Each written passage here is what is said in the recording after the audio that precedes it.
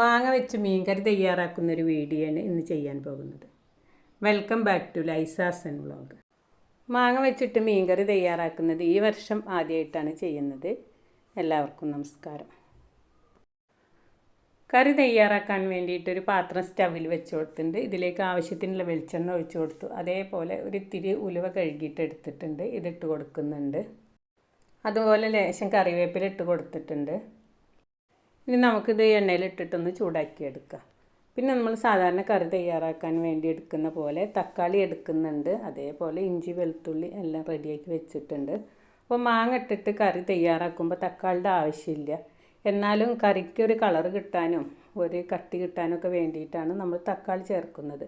അപ്പോൾ മാങ്ങ ഇടുമ്പോൾ തക്കാളി വേണമെന്നൊന്നും നിർബന്ധമൊന്നുമില്ല. ആവശ്യമുള്ളവർക്ക് ചേർക്കാം, അല്ലാത്തവർക്ക് ഒഴിവാക്കാം.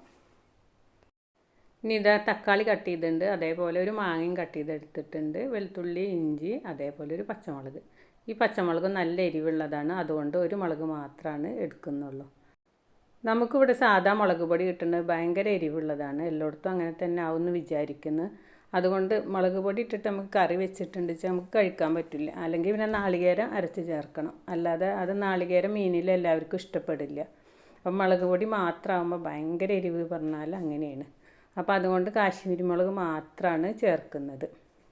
പിന്നെ എരിവിന് ഒരു 1/4 ടീസ്പൂണാറ്റ മുളക് പൊടി ചേർക്കും. ബാക്കി മുഴുവനായിട്ടും കാശ്മീരി മുളക് പൊടിയാണ് ചേർക്കുന്നത്. അപ്പോൾ കറിക്കൊരു കട്ടി കിട്ടാൻ വേണ്ടിയിട്ടാണ് നമ്മൾ തക്കാളി ചേർത്ത് കൊടുക്കുന്നത്. നല്ല എരിവ് ഇഷ്ടമുള്ളവർക്ക് തക്കാളി ഒഴിവാക്കിയിട്ട് മുളക് പൊടി ചേർത്തിട്ട് മാങ്ങ ഇട്ടിട്ട് കറി തയ്യാറാക്കാം. അപ്പോൾ എല്ലാവർക്കും എല്ലാ സമയത്തും എരിവൊന്നും ഇഷ്ടപ്പെടില്ലല്ലോ. പ്രത്യേകിച്ച് ഈ വേനൽക്കാലത്ത് കൂടുതലായിട്ട് മുളകൊന്നും കഴിക്കാതിരിക്കുക തന്നെയാണ് നല്ലത്. ഇപ്പോൾ കറിയിലേക്ക് ഞാനൊരു 1/4 ടീസ്പൂണ് എരിവുള്ള മുളക് പൊടി ഇട്ട് കൊടുക്കുന്നുണ്ട്. അതേപോലെ 1 ടേബിൾ സ്പൂണ് കാശ്മീരി മുളക് പൊടിയും ഒരു ടീസ്പൂണ് മല്ലിപ്പൊടിയും കൂടെ ചേർക്കുന്നുണ്ട്. എന്നിട്ടാണ് ഞാൻ ഈ കറി തയ്യാറാക്കുന്നത്. അപ്പം നമ്മൾ ഈ തക്കാളി വഴറ്റിയെടുത്തു. അതിലേക്കാണ് 1/4 ടീസ്പൂൺ മുളക് പൊടി ഇട്ട് കൊടുത്തു. ഇതാ കാശ്മീരി മുളക് പൊടി ചേർത്ത് കൊടുക്കുന്നുണ്ട്. അതേപോലെ നമ്മൾ 1 ടീസ്പൂണ് മല്ലിപ്പൊടി ചേർക്കുന്നുണ്ട്. അപ്പം മല്ലിപ്പൊടി നല്ല പൊടിയാണ്. നമ്മൾ ഉലുവയും പെരുംജീരകവും കറിവേപ്പിലയൊക്കെ ഇട്ട് പൊടിച്ചെടുത്തതാണ്. അതുകൊണ്ട് തന്നെ മല്ലിപ്പൊടി ചേർത്താൽ കറിക്ക് നല്ലൊരു ടേസ്റ്റ് ഉണ്ടാവും. ഇനി നമ്മൾ ഫ്ലെയിം സിമ്മിലാക്കിയിട്ട് ഇതൊന്ന് ചൂടാക്കിയെടുക്കുക. എന്നിട്ട് നമ്മൾ ഇതിലേക്ക് വെള്ളം ഒഴിച്ച് കൊടുക്കുകയാണ് ചെയ്യുന്നത്.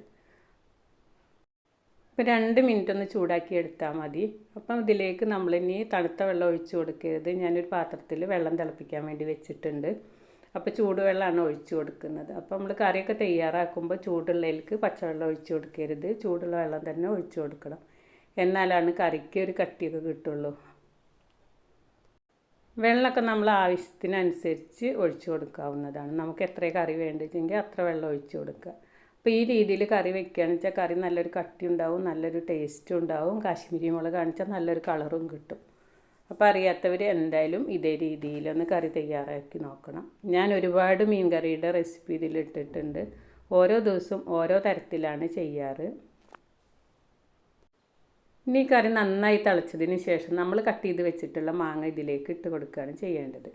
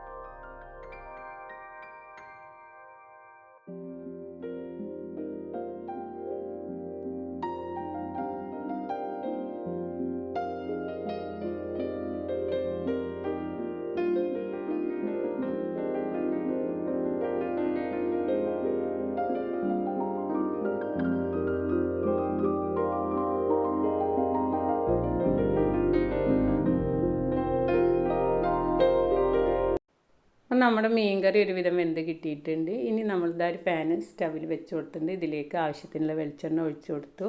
ഇനി കുറച്ച് ചുവന്നുള്ളി കട്ട് ചെയ്ത് വെച്ചിട്ടുണ്ട്. അതും കുറച്ച് കറിവേപ്പിലയും കൂടി ഇതിലേക്ക് ഇട്ട് കൊടുത്തിട്ടൊന്ന് മൂപ്പിച്ചെടുത്തിട്ട് നമുക്ക് കറിയിലേക്ക് ഒഴിച്ചു കൊടുക്കാം. അപ്പം മീൻകറി തയ്യാറാക്കാൻ എല്ലാവർക്കും അറിയുന്നതാണ്, അറിയാത്തവരാരും ഉണ്ടായിരിക്കില്ല. അപ്പം നമ്മൾ വീഡിയോസ് ഇടുന്നവർ ഓരോ ദിവസവും ഓരോ കണ്ടൻറ്റായിട്ട് ചെയ്യുന്നതാണ്. അപ്പോൾ എൻ്റെ വീഡിയോയിൽ ഒരാൾ വന്നിട്ട് കമൻ്റ് ഇട്ട് വീഡിയോ കണ്ടിട്ട് സമയം വേസ്റ്റാക്കണ്ടെന്ന്. നമ്മൾ ആരോടും സമയം വേസ്റ്റാക്കാൻ പറയുന്നില്ല, ഇഷ്ടമുള്ളവർ കണ്ടാൽ മതി. എൻ്റേത് മാത്രമല്ല കേട്ടോ, വലിയ വലിയ യൂട്യൂബറിൽ പോയിട്ടും കമൻ്റ് ഇടുന്നുണ്ട്. അപ്പോൾ അങ്ങനെ ബാഡ് കമൻ്റ് ഇടുന്നവർ അത് അവരുടെ ഒരു തൊഴിലാണെന്ന് മനസ്സിലാക്കുക എന്ന് മാത്രമേ പറ്റുള്ളൂ. ആ പറയണത് അവരെ തന്നെയാണ് അവർ പറയുന്നതെന്ന് ഞാൻ വിചാരിക്കുന്നുള്ളൂ. അപ്പം നമ്മുടെ മീൻകറിയൊക്കെ തയ്യാറായി. നിങ്ങൾക്ക് എൻ്റെ വീഡിയോ ഇഷ്ടമായെന്ന് കരുതുന്നു. വീഡിയോ ഇഷ്ടമായാൽ നിങ്ങളെൻ്റെ ചാനൽ ആദ്യമായി കാണുകയാണെങ്കിൽ സബ്സ്ക്രൈബ് ചെയ്യാനും ലൈക്ക് ചെയ്യാനും ഇഷ്ടപ്പെട്ടാൽ കമൻറ്റ് ചെയ്യാനും മറക്കരുത്. മറ്റൊരു വീഡിയോയുമായി വരാൻ ശ്രമിക്കാം. Thanks for watching.